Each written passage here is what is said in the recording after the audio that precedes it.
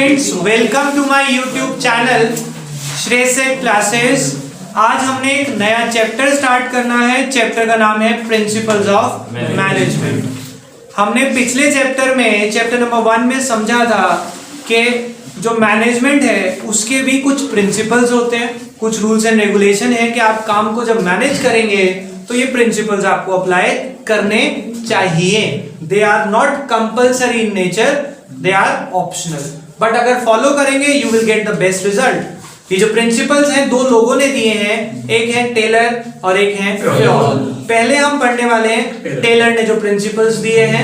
Taylor का पूरा नाम था F.W. Taylor, Frederick Winslow Taylor. He was born in 1856 in USA। कब पैदा हुए थे वो? 1856 में in USA। He was primarily concerned about the efficiency of worker and optimum utilization of resources। वो दो चीजों पे फोकस करते थे कि वर्कर अच्छे से काम करे और रिसोर्सेज की वेस्टेज ना हो।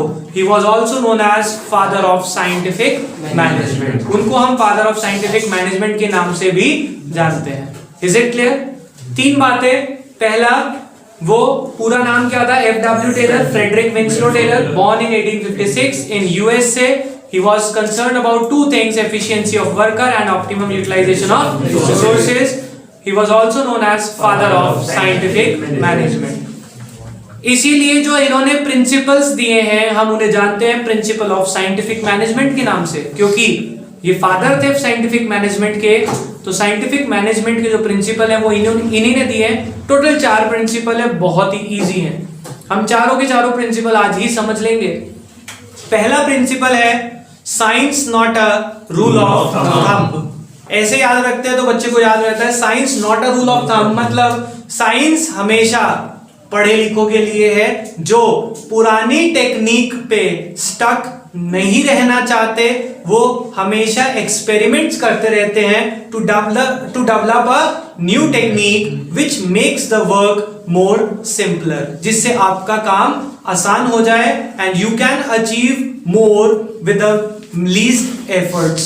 कम से कम एफर्ट्स में जब आप ज्यादा से ज्यादा काम कर पाएंगे उसको हम क्या बोलते हैं? Science not a rule of thumb. For example, हम कंप्यूटर की अगर बात करें, कंप्यूटर की फील्ड में इंटरनेट ने उसकी वैल्यू कई गुना ज्यादा बढ़ा दी है। इंटरनेट की वजह से कंप्यूटर का जो यूज है वो बहुत ज्यादा इंक्रीज हो गया है।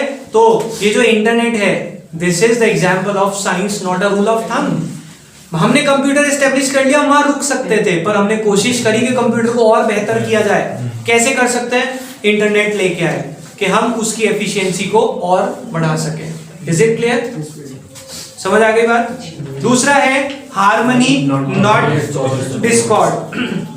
ध्यान से समझना, ये प्रिंसिपल कहता है कि हमारे को ऑर्गेनाइजेशन में एक ऐसा एटमॉस्फेयर क्रिएट करना चाहिए जिससे कि मैनेजमेंट और वर्कर एक दूसरे को अलग ना ट्रीट करें।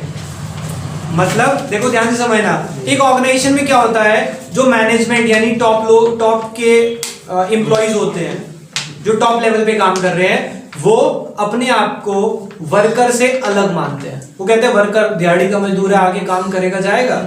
कह रहे ये जो सोच है अगर हम खत्म कर दें, अगर हम इस सोच को खत्म कर दें, हम उन्हें ये फीलिंग डेवलप कराएं that they are the part of one organization, then such a situation is referred as mental revolution। उस सिचुएशन को हम क्या बोल सकते हैं? Mental revolution. क्योंकि मेंटल हमारी मेंटालिटी अभी तो क्या है कि मैनेजमेंट और वर्कर अलग अलग हैं, पर अगर हम उन दोनों को एक साथ जोड़ दें, that situation is referred as mental revolution. समझ आ गई बात? पेपर में क्वेश्चन आता है व्हाट इज मेंटल रेवोल्यूशन, तो आप क्या कहेंगे? When such an atmosphere, वहां लिखा है, when such an atmosphere is created that management and worker consider each other, management and worker consider each other as indispensable। Word use किया है indispensable। जब वो एक दूसरे को अलग अलग ना माने, that situation is referred as mental revolution। उस सिचुएशन को हम बोलते हैं mental revolution। Is it clear to all of you? जी। एग्जाम्पल सुनेंगे इसका। अगर किसी वर्कर ने जापानीज कल्चर की बात कर रहे हैं हम। Japanese culture is a classical example.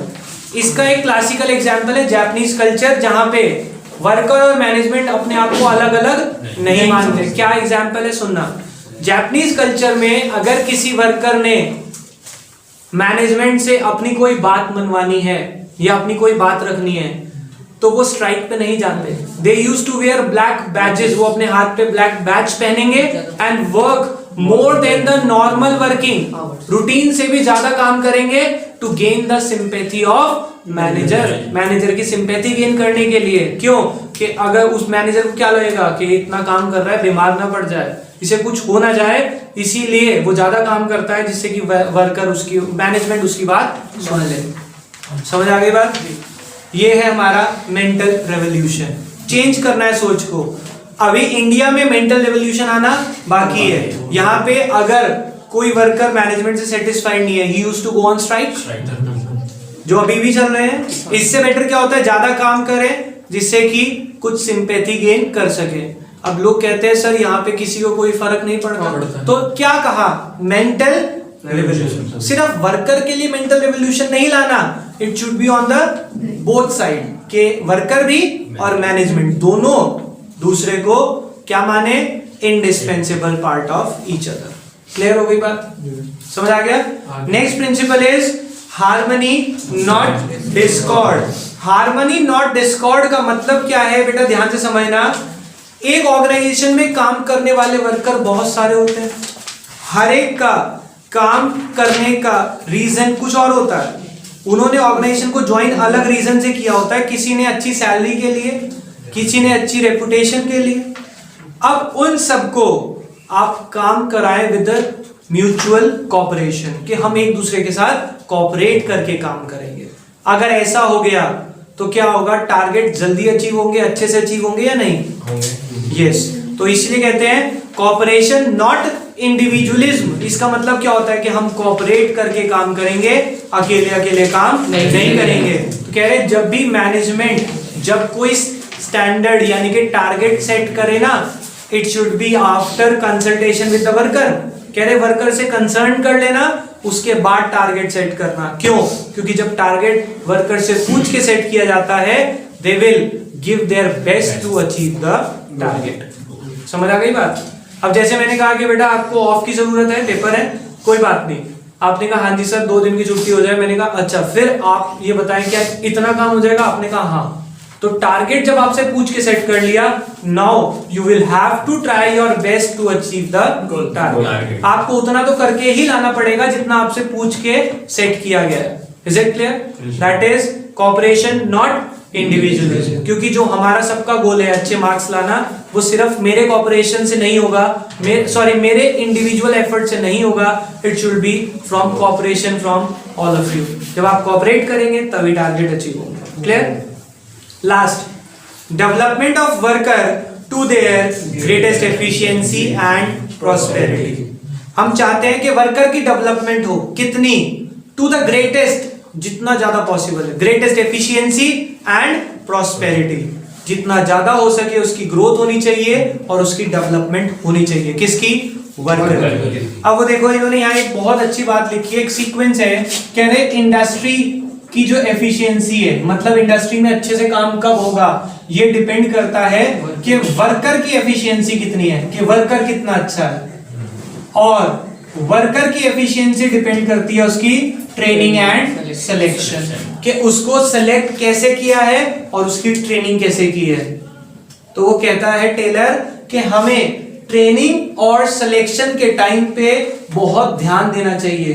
Due care should be taken, वहां वर्ड यूज किया है, due care should be taken. बहुत ध्यान दें कब? while selecting the employees, जब आप सेलेक्ट करें तो बहुत ध्यान से सेलेक्ट करें, and after selection they must be given the job according to their qualification। पहले तो सिलेक्शन ध्यान से करें और सिलेक्शन के बाद जॉब कौन सी दें, जितनी क्वालिफिकेशन उसके पास है। Is it clear? चारों प्रिंसिपल समझ आए? पहला, science not a rule of thumb, harmony not disorder, cooperation not individualism, development of every worker to their greatest efficiency and prosperity. Meaning clear है सब बच्चों को? शायद फोर्थ वाली हेडिंग अभी याद नहीं हुई होगी, मीनिंग तो क्लियर है उसका भी। क्या है? इंडस्ट्री की एफिशिएंसी डिपेंड करती है वर्कर की एफिशिएंसी, ट्रेनिंग एंड सिलेक्शन। फिर कहते हैं due care should be taken while selecting the employees. Select करते टाइम ध्यान दें, and after selection they must be given job according to their qualification. Is it clear?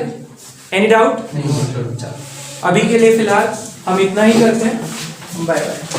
और बेटा आज हम स्टार्ट कर रहे हैं बेटा एक नया topic, that is the techniques of Taylor.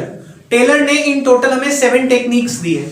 सबसे पहली टेक्निक का नाम है फंक्शनल फोरमैनशिप। फंक्शनल फोरमैनशिप का मतलब क्या होता है? जब हम काम को डिवाइड करें on the basis of functions to be perform, काम को बांट रहे हैं on the basis of functions. ये फंक्शनल फोरमैनशिप टेलर ने स्टार्ट करी थी। वो चाहता था कि काम को छोटे छोटे पार्ट्स में डिवाइड किया जाए और हर काम एक एक्सपर्ट को दिया जाए जो अपनी फील्ड का एक्सपर्ट हो। और उसने ये माना था कि अगर कोई काम हम फैक्ट्री मैनेजर से करवा रहे हैं तो वो काम 2 पार्ट में डिवाइड होता है। एक होता है प्लानिंग और एक होता है एग्जीक्यूशन। प्लानिंग और वो ये मानता था कि इन दोनों बातों में बहुत फर्क है। बहुत से लोग ये नहीं मानते, बट ये फैक्ट है कि प्लानिंग और एग्जीक्यूशन में बहुत फर्क है। जैसे कि आप प्लानिंग तो बहुत करते हैं, रोज करते हैं कि आज से पढ़ूंगा, अच्छे से पढ़ूंगा, प्लान बनाते हैं, पर जब वो प्लान पूरा बन जाता है कल से पढ़ेंगे। उस प्लानिंग को आप एग्जीक्यूट नहीं कर पाते। That is the difference between planning and execution. तो टेलर भी मानता है there is a lot of difference between planning and execution. वो कहते हैं जब कोई प्लानिंग करता है मैनेजर, वो 4 बातों को सोचता है। सबसे पहला वो रखता है एक डिसिप्लिन इंचार्ज।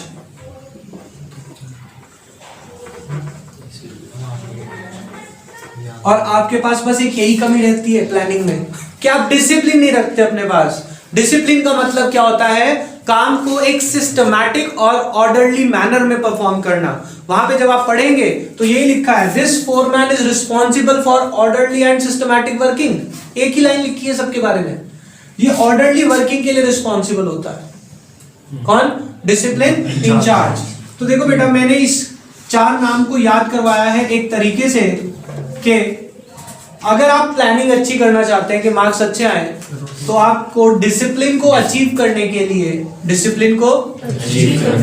मेरी इंस्ट्रक्शंस को टाइमली रूट से फॉलो करना पड़ेगा। तो यहां पे है instruction card clerk, time and cost clerk और रूट क्लर्क। तो सेंटेंस क्या था? डिसिप्लिन को अचीव करने के लिए इंस्ट्रक्शंस को टाइमली रूट से फॉलो करें। डिसिप्लिन इंचार्ज का मतलब बता दिया, he is responsible for orderly and systematic working in the organisation. Instruction card clerk, he is responsible for giving general instructions required for completion of a work. एक काम को पूरा करने के लिए जिन इंस्ट्रक्शंस की हमें जरूरत पड़ेगी वो कौन देता है? Instruction card clerk. Time and cost clerk, ये किस लिए रिस्पॉन्सिबल है? ये रिस्पॉन्सिबल है for starting and completion time, कि काम कब शुरू होगा और कब वो कंप्लीट होगा। And he also prepare cost sheet.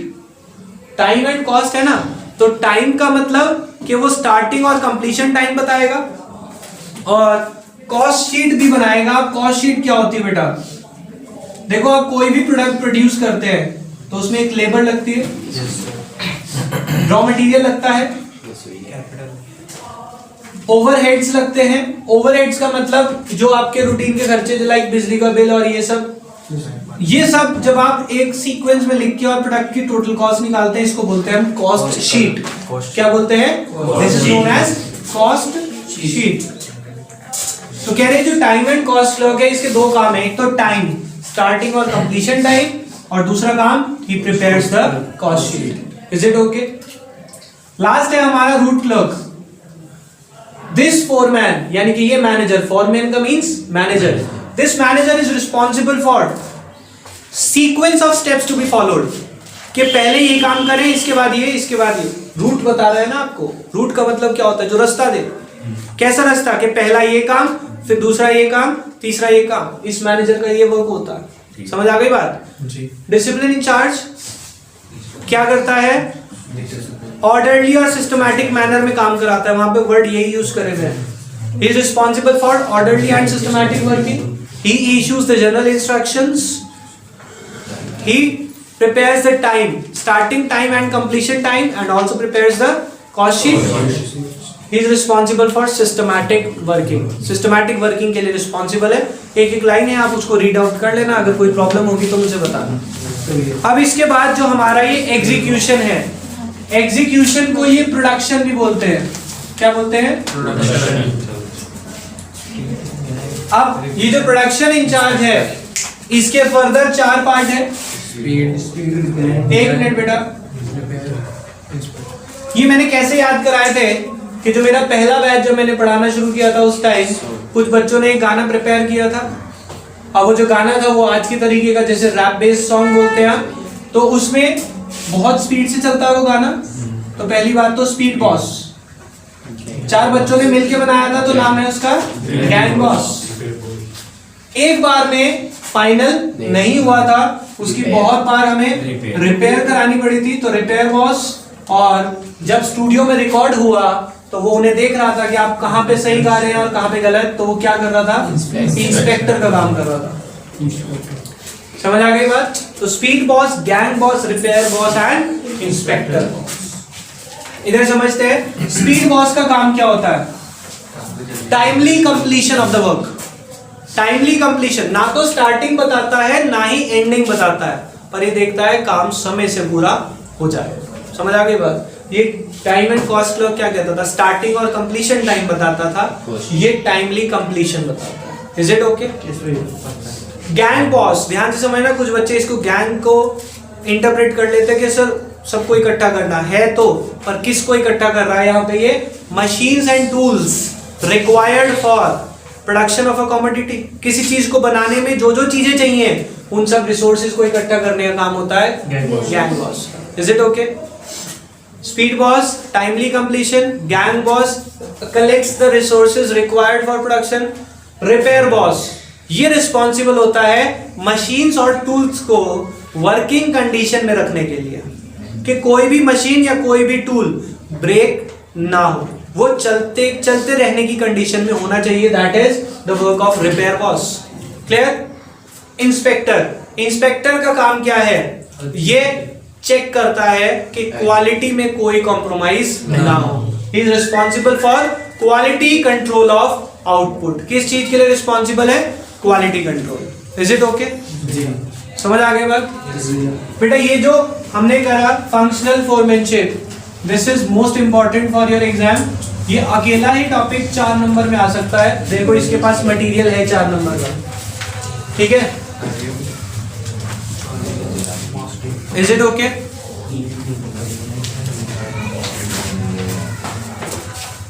Next is, हमने ये अभी पहली टेक्निक करी फंक्शनल फोरमैनशिप। दूसरी टेक्निक हमारी क्या है? Standardisation and simplification of work. ध्यान से समझेंगे इस टेक्निक को। दो टर्म्स हैं इसमें, एक तो स्टैंडर्डाइजेशन और एक सिंप्लीफिकेशन। बेटा स्टैंडर्डाइजेशन का मतलब होता है जब आप किसी चीज का स्टैंडर्ड मेंटेन करें। Standard means quality. कह रहे 3 चीजों का स्टैंडर्ड मेंटेन करना चाहिए प्रोडक्शन में हमेशा। सबसे पहला रॉ मटेरियल, दूसरा टाइम और तीसरा machine. Raw material, time and machine. ना तो रॉ मटेरियल की कमी, वो रॉ मटेरियल की क्वालिटी में कोई कॉम्प्रोमाइज होना चाहिए। टाइम, प्रोडक्ट समय से बना देना, ऐसा ना हो कि कस्टमर को टाइम से नहीं मिला तो वो कहीं और से दूसरी कंपनी का प्रोडक्ट ले ले। और तीसरा, अपनी मशीनें अपडेटेड रखना। अगर मशीनें पुरानी हो गई तो आपका नुकसान हो सकता है। तो कह रहे स्टैंडर्ड 3 चीजों का standardisation should be of 3 things. Number 1 raw material, time and machine, ठीक है? And simplification means putting an end to unnecessary type of work. जो काम जरूरी नहीं है उसको एंड अप करना। फॉर एग्जाम्पल, जो नोट्स में वही बता रहा हूं, एक शू मैन्युफैक्चरिंग कंपनी है जो शूज बनाती है साइज 1, 2, 3, 4 या 5, 6, 7, 8, और अगर वो बनाना शुरू कर दे 5.5, 5.25, 5.75, it will simply be wrong. इससे टाइम खराब होगा और रिसोर्सेज का वेस्टेज होगा और कुछ नहीं होगा। क्यों सर? देखो बेटा, 5 नंबर और 6 नंबर में इतना गैप होता है भाई। अगर 5 टाइट है तो 6 ले लो, 6 में प्रॉब्लम है तो 7 ले लो। अब वो कहे नहीं 6.5 का शूज दो, तो कंपनी के लिए कितना मुश्किल हो जाएगा इतना सा गैप मेजर करना। मेजर हो जाएगा, मशीन से हो जाएगा वो काम भी, पर इससे फालतू टाइम और रिसोर्सेज का waste, it will simply be wrong. तो हमें काम को सिंप्लीफाइड रखना चाहिए, that is the simplification. Is it okay? Standardisation and simplification of work. Next is method study. बेटा मेथड स्टडी का एक काम होता है कि देखो हर काम को करने का तरीका एक से ज्यादा होता है। मेथड स्टडी का काम क्या है कि हम उसमें से कौन सा मेथड चूज करें जो हमारे लिए बेस्ट हो। कह रहे generally there is no work which have no alternative. कह रहे कोई भी काम करने का तरीका एक से ज्यादा होता है, कोई ऐसा काम नहीं है जिसको करने का तरीका एक से ज्यादा ना हो। तो मेथड स्टडी हमें क्या कहती है कि कौन सा तरीका चूज करो which is the best for the organisation.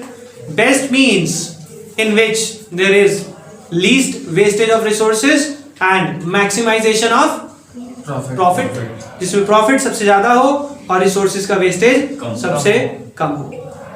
ठीक है, ये हो गया हमारा method study. Next is the motion study. बेटा ध्यान से समझना, मोशन स्टडी का मतलब क्या होता है बेटा, ध्यान से समझेंगे। जब हम अननेसेसरी मूवमेंट्स को खत्म कर दे। Unnecessary movements means movement like lifting, pulling, shifting. ध्यान से समझना, एक एग्जांपल के थ्रू समझा रहा हूं। हम यहाँ पे मैन्युफैक्चरिंग कर रहे हैं जीन्स की। हमने क्या करा, यहां मशीन है, मशीन का जो प्रोडक्ट है रॉ मटेरियल इनपुट उसे रख दिया बाहर, उधर बैठा दिए पैकिंग वाले। बाहर से प्रोडक्ट अंदर आ रहा है, यहां पे इसकी कटिंग हो रही है, वहां उसकी स्टिचिंग हो रही है और बाहर ही पैकिंग हो रही है। अब इससे क्या होगा, बार बार एक पर्सन ऐसा चाहिए जो वहां से यहां लाएगा, फिर यहां से वहां लेके जाएगा, फिर वहां से बाहर लेके जाएगा। तो प्रॉब्लम क्या है, बहुत ज्यादा है। लिफ्टिंग, शिफ्टिंग, पुलिंग में आपका एक आदमी तो इसी काम में रह जाएगा जिसको सैलरी देनी पड़ेगी। हम क्या करते हैं, देखो रॉ मटेरियल यहाँ रखा है, यहाँ मशीन है, कोई प्रॉब्लम नहीं है, ये तो चाहिए आपको, इतना तो चल। अब यहाँ से स्टिचिंग के लिए यहीं बैठा दो, पैकिंग बराबर में कर दो। इससे क्या होगा, एक पर्सन जो वहां से वहां प्रोडक्ट को लेके जा रहा था उसकी हमें जरूरत नहीं पड़ेगी और काम जल्दी भी हो जाएगा, बेटर भी होगा। That is the motion study. तो मोशन स्टडी कहती है एलिमिनेट करे अननेसेसरी लिफ्टिंग, पुलिंग, शिफ्टिंग, ये सब खत्म करे जिससे काम बेटर हो सके। Clear? Next is the time study. बेटा टाइम स्टडी क्या बताता है कि हमें ये पता लग सके कि एक काम को करने में, एक जॉब को कंप्लीट करने में हमें कितना समय लगेगा, वो पहले ही डिसाइड हो जाए। भाई एक यूनिट बनाने में कितनी देर लगनी चाहिए एक वर्कर को, वो पहले से डिसाइड कर लो। ये ऑब्जेक्टिव है टाइम स्टडी का। क्यों डिसाइड कर रहे हैं, जिससे हमें ये पता लग सके कि हमें कितने वर्कर रखने हैं और कितनी उनकी सैलरी रहेगी। वो कैसे पता लग सकता है सर, टाइम स्टडी से। ध्यान से देखना, अगर हमने एक स्टैंडर्ड टाइम फिक्स किया कि एक वर्कर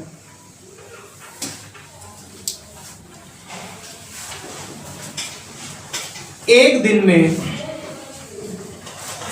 10 यूनिट्स बना रहा है, one worker per day makes 10 units, और हमें पर डे की प्रोडक्शन रखनी है 100 यूनिट्स, तो कितने वर्कर रखोगे? 10 वर्कर्स रखो। कैसे पता लगा? क्या टाइम स्टडी से पता लगा या नहीं लगा कि एक वर्कर एक दिन में कितना समय में कितनी यूनिट्स बना रहा है? अगर मैं ये एनालाइज कर लूं तो इससे पता लग सकता है कितने वर्कर चाहिए और कितनी उनकी सैलरी हम रखेंगे। ये काम है किसका? Time study. लास्ट है हमारे पास, नहीं second last is fatigue study. Fatigue study क्या होती है बेटा? कुछ वर्कर एक काम रूटीन में कर करके बोर हो जाते हैं. A person is bound to feel tired. हर एक इंसान बाउंड है to feel tired physically and mentally if he does not take rest while working. अगर काम करते हुए रेस्ट ना ले. एंड रेस्ट इंटरवल, अगर वो रेस्ट ले रहा है, देखो मैंने टाइम टेबल जो बनवाया था बीच में रेस्ट दिया था. Rest interval will help him to regain the stamina. उस रेस्ट से आपका स्टैमिना वापसी आता है and he can work with the same capacity again. वो सेम कैपेसिटी से दोबारा काम कर पाएगा. कह रहे फटीग होने के रीजन क्या हो सकते हैं? एक तो लॉन्ग वर्किंग आवर्स, बहुत देर से काम कर रहे हैं. दूसरा अनसूटेबल वर्क. आप बोर क्यों होते हैं? कारण ये है अनसूटेबल वर्क. ये काम पसंद ही नहीं है सर, पढ़ना पसंद नहीं है, इसीलिए तो आप थक जाते हैं बहुत जल्दी.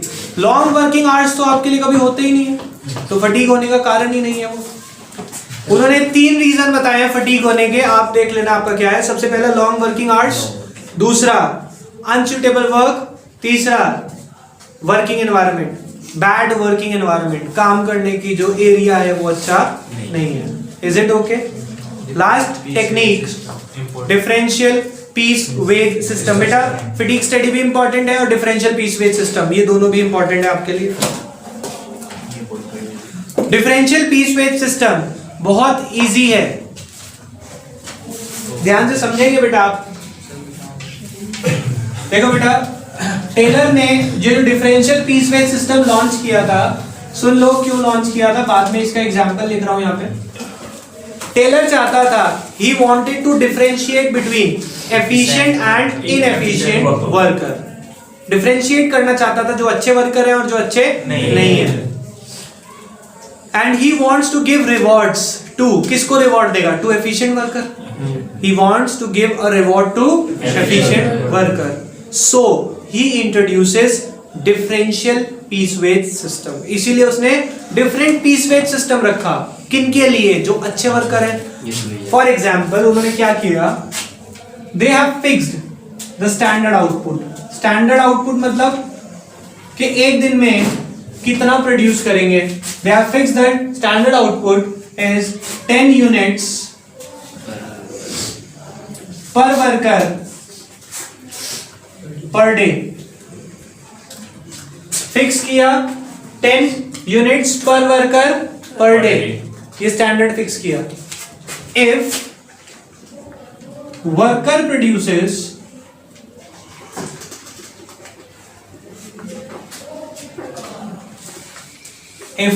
प्रोड्यूसेस स्टैंडर्ड और मोर, स्टैंडर्ड बना लिया या उससे ज्यादा बना लिया, ही विल गेट, उसको हम वेजेस देंगे ₹50 per unit. And if worker produces below standard, he will get ₹40 per unit. Now an efficient worker, एक अच्छा worker produces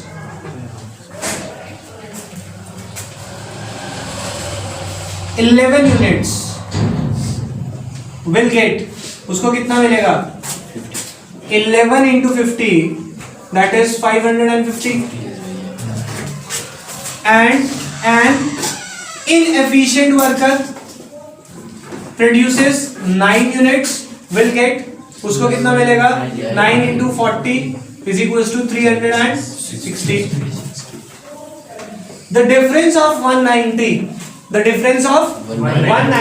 is sufficient for inefficient worker to work efficiently and become an efficient worker. ये लिखा है पूरा, जो मैंने यहाँ पे एक्सप्लेन किया, ये पूरा का पूरा example as it is copy paste है वहां पे. समझ आ गई बात? ये टेक्निक क्या कहती है कि वो डिफरेंशिएट करना चाहता है between efficient and inefficient worker. वो रिवॉर्ड देना चाहता है एफिशिएंट वर्कर को कि अगर एफिशिएंट वर्कर हो तो उसको हम वेजेस देंगे 50 पर यूनिट, और अगर स्टैंडर्ड से कम बनाएगा तो 40.